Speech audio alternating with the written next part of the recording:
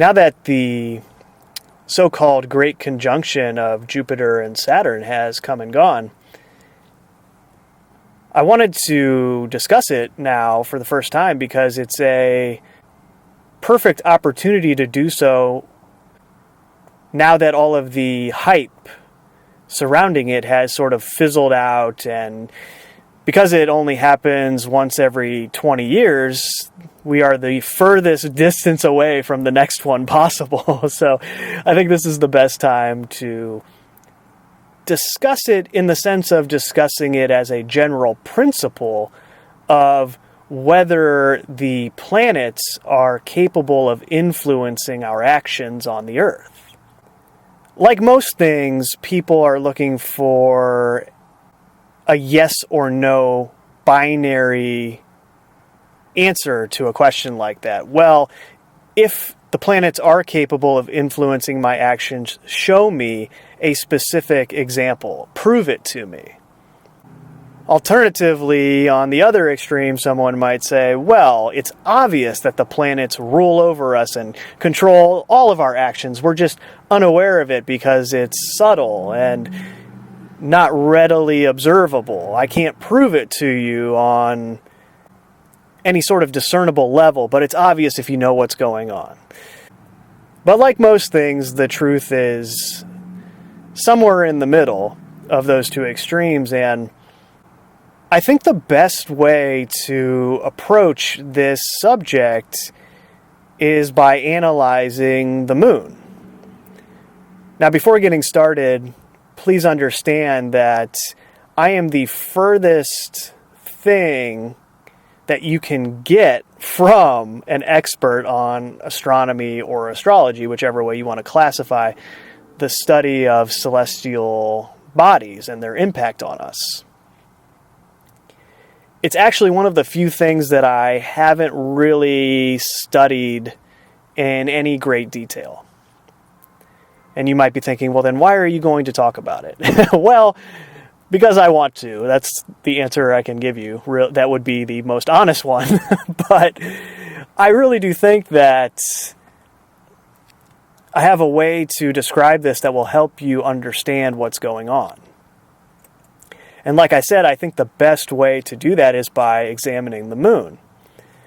Now, I'm sure most of you are aware that the moon and its gravitational pull on the Earth indirectly causes the observable high tides and low tides that you can find on any beach in the world. Again, I'm also not a scientist of any kind, but my rudimentary understanding of this process is that the gravitational pull of the moon causes water on the Earth to bulge out. And this bulging out of the water from the surface of the Earth causes the tides to rise and fall. And then when there are special alignments of the sun and the moon with the Earth, which are referred to as new moons or full moons, because those alignments allow us to see the moon in a different light, literally, when that type of thing occurs, the tides are even more pronounced, and the gravitational effect is even greater. From that, again, I'm sure most people have heard of stories from ERs where nurses say, oh, it's a full moon, we're going to experience all kinds of crazy things tonight, because we always experience crazy things when it's a full moon. And you sit there and you ask yourself, well, why is that? How is the moon able to influence people's behavior? Well, if you think about it very simply, if the moon and its gravitational pull on the Earth is capable of causing the oceans to bulge out, to sort of lift away from the surface, and obviously this is a subtle thing that's taking place, but if it's capable of doing that, just think, what do they also tell you that your body is mostly made up of? Well, it's mostly made up of water. So it makes sense that if the moon is able to impact the Earth's water, that you as a water-based being would also be impacted by changes in its gravitational pull. Thus, when it's a full moon and a greater pull is occurring on the Earth, we see the behavior of people subtly impacted by these conditions. The moon, of course, is the closest celestial body to the Earth, and so its impact on us and the planet itself is felt more clearly. It's less subtle because it's so close and has a very pronounced effect. So the obvious logical deduction then from that is, well, a planet like Jupiter or Saturn, which is much further away, still, because it's in orbit with the Earth, has a gravitational interrelationship with us. However, it's going to be even more subtle than the moon's impact on the Earth would be because it's much further away, so the pull is less. And accordingly, it would be very difficult to prove that there was any sort of physical repercussions of any type of alignment that took place that might amplify the impact of that subtle gravitational pull that Jupiter or Saturn has on the Earth. Now, someone left a very interesting comment on the Super COVID video detailing how every 20 years during this Jupiter-Saturn conjunction, there appears to be a cultural shift in the world of some shape or form. One way you could view that is to say, oh, okay, well, obviously there's a subtle influence on everyone who is on the Earth whenever these conjunctions happen. It influences our behavior, and then we see these results that are later identified as cultural shifts. That would be one way to perceive it, and this is the popular understanding of astrology, really, that the planets have this influence, this impact on us that controls our behaviors without us really understanding it unless you really actively study the subject and come to learn about these things. Another way to look at it would be that no, it's not that the planets have any sort of control over us. Rather, it's more like knowing that the moon is going to have a certain effect during a certain time on the oceans of the Earth. And if you know that it's going to cause a low tide in this certain area, well, you can influence the behavior of people who are in that low tide area during that time, knowing that there will be a certain energy there that will make them more amenable to whatever it is you're trying to convince them to do, or subtly get them to do, thinking it's their own decision, which is how most of this works in general. In this context, it would be more the script writers see an opportunity and they seize upon it, knowing the cosmic cycles, knowing that certain planetary alignments produce a certain disposition, a certain energy on the Earth that all of us are exposed to, knowing that they script something to take place during that period of time with the idea being, oh, well, it will be more successful given the way everyone is interacting with this energy, and it will be looked upon in hindsight as a cultural shift that just so happened to take place, right? Because in this conventional understanding of reality, cultural shifts just happen out of nowhere. It's random. They love the random excuse. Oh, everything's random and chaotic, and these cultural shifts just happen. And it just so happens that they also are tending to coincide with these astrological patterns. So it's definitely not a script, but if there's some sort of control going on, it's the planets, not anyone else pulling the strings. So you can kind of already tell where I'm leaning, as usual, when it comes to these sorts of things. But that doesn't mean that I'm denying the fact that seems very obvious that, like the moon, yes, these other planets have some sort of impact based on where they are in their cosmic cycles on the energy that is on the Earth at any given point in time. It's transmitting something, in other words. And that would apply most likely to all of the stars as well, at least the major ones. I mean, I'm thinking of Sirius in my mind right now because that's the one that all the secret societies revere. We're coming up on New Year's Eve, and Sirius will be at its highest point in the sky at midnight on New Year's Eve. I mean, surely it's not an accident that the New Year holiday is lined up with Sirius's celestial path. So obviously we have this rare alignment between Jupiter, Saturn, and the Earth on the winter solstice that only takes place roughly every 800 years, and clearly that's probably a big deal in terms of influencing the Earth in some way, shape, or form, in the same way that the moon can cause a super tide based on certain alignments it has with the sun and the Earth. And the powers that be know all of this information. That's one of the advantages that they have. They're well aware of all the celestial cycles. I mean, the question is, how far does it go back? Because, I mean, you can go to even the mound builders in North America who were making quote-unquote primitive natural monuments that were clearly inspired by the cosmic cycles, like the Serpent Mound in Ohio, or the Newark earthworks, which are also in Ohio. And they time the births of certain individuals who are going to play a huge role in the agenda in some way, shape, or form, like Donald Trump or William, aka Prince William, but I'm trying to get in the habit of not referring to him as Prince, because who made him a prince? Not me. Right?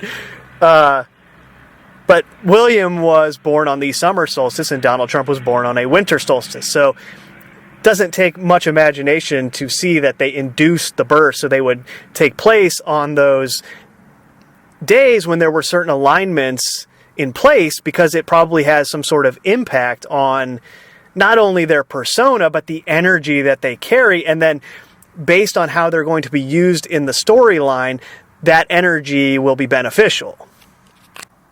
So clearly this is all taking place on some level. It's just a matter of getting the image in your mind of how it's actually taking place. But it's funny because Pythagoras, one of his ideas was that there was a music of the spheres. He had this concept that the planets in their orbits produced a frequency which would be perceived as a sound. But much like a dog whistle, it was just imperceptible to our ears. We weren't capable of hearing it.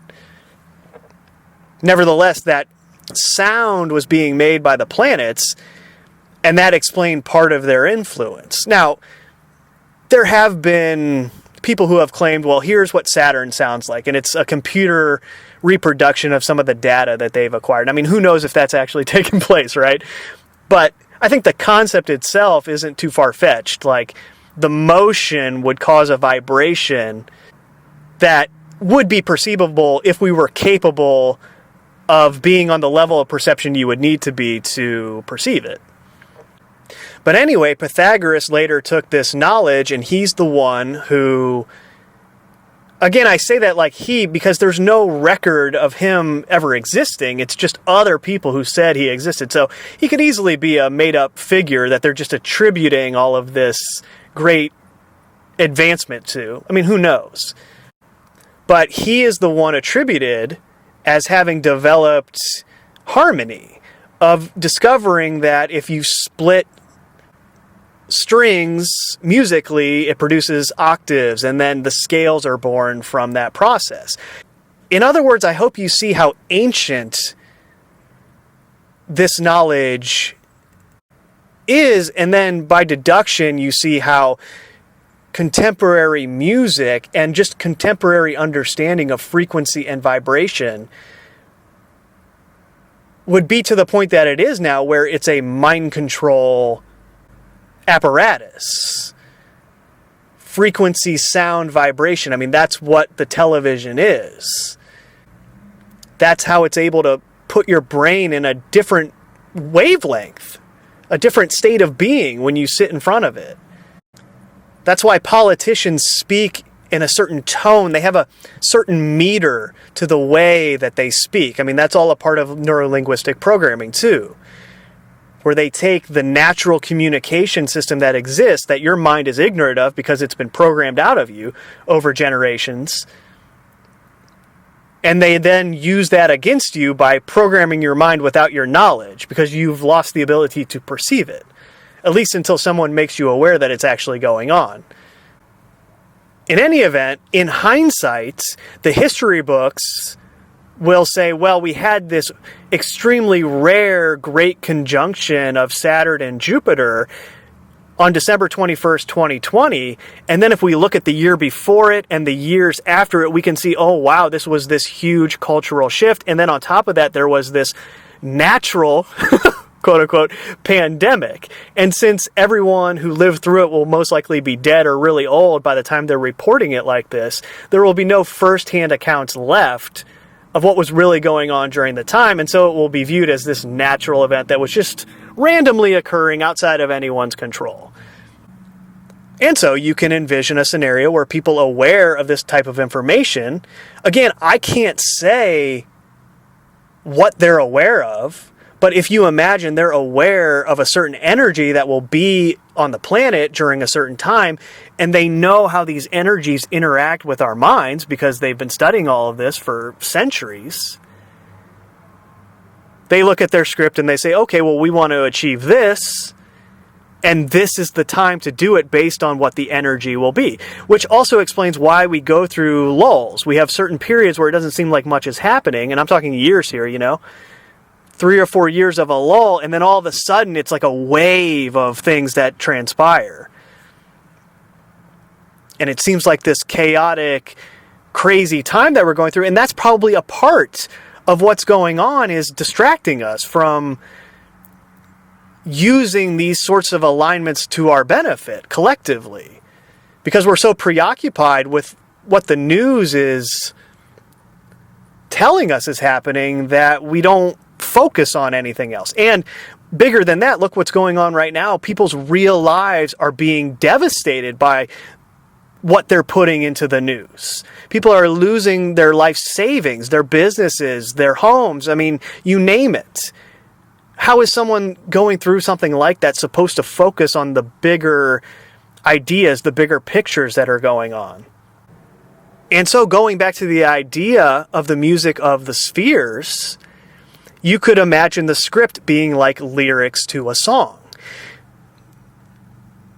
The combination of the cycles cosmically of all the planets and the stars produces certain energetic environments, certain gravitational pulls, like the moon and its impact on the water on the earth. And remember, again, our bodies are mostly water.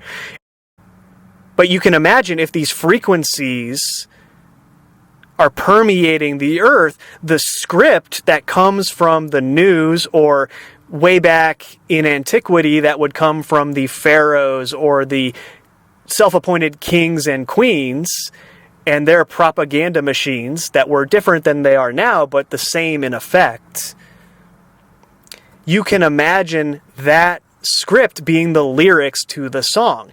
And why am I describing it like this? Well, because you can put any kind of lyrics to any melody. It can be a very beautiful melody that would have a very uplifting effect on your state of being, but someone could come in and put the most foul, disgusting lyrics on top of that melody, and all of a sudden it would have a completely different impact on you, you see? So that's all the agenda is. They're putting lyrics over the song. And that applies, more than just to what any kind of impact the planets might be having on the Earth, because all of that is subtle, right? But that applies just in general to the song that we're vibing with, for lack of a better term, that wavelength that we're surfing. It always comes back to water for me. Whenever I'm thinking of a metaphor for how I'm flowing with creation, again, there's another water word. And that flow is disrupted by the lyrics that they're putting over the song. Again, it's obvious. They call it a universe, one verse. Many people point that out. That's nothing new. But hopefully in this context, it's taking on a new image in your mind about what's going on here, most likely. So you ask the question, did anything happen on December 21st, 2020? With this great alignment of Jupiter and Saturn that happened the last time 800 years ago? Well, there's no way to answer that in the moment. But in hindsight, there will be many things attributed to it. And I guess my point is, you can get lost, even if you have this understanding, you can get lost in thinking that you need to tailor everything that you do to the movement of the stars or the planets. And I mean, indeed, that's what these entities in control seem to do, right? They seem to time everything out perfectly to where their events are coinciding with certain celestial events, and this just goes on and on and on in perpetuity. But that's dead, unalive, anti-life, right? That's... How can I say this? While I'm acknowledging that there is obviously some subtle effect to all of this taking place that is somewhat undeniable, right? It seems undeniable, especially, like I said, when you look at the moon. There is no planet, there is no star that can control me. It might be able to influence me, and that could help me or hurt me, depending on the situation, depending on my knowledge of what's going on in any given moment. But it can't control me. My mind is limitless in what it can imagine and ultimately achieve. And no matter how tiny my little human brain is and how small my awareness is, I'm alive and aware enough to understand that there is no planetary alignment that can stop me from connecting with that which created me. Does that make sense? So that's all I got for now. Talk to you guys later. Peace.